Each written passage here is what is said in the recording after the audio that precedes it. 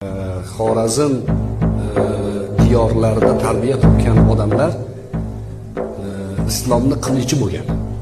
Islomni qilichi deb nomlangan. Chunki Qur'oni Karim Makka da Madinada nozil bo'ldi va bu arablarga nozil bo'ldi boshlang'ichi.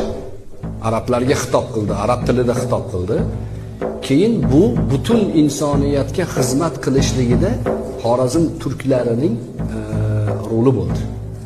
O'sha mashhur Sulaymon Shoh shu yurtlardan borib Anadoluga borgan, Saljuqiylar bilan maslahatlashgan.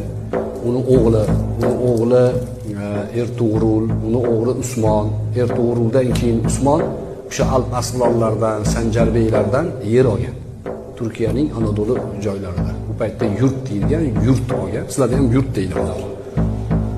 Olgan keyinchalik islomni qilichiga, islomni haqiqiy mujohidlarga aylanishgan.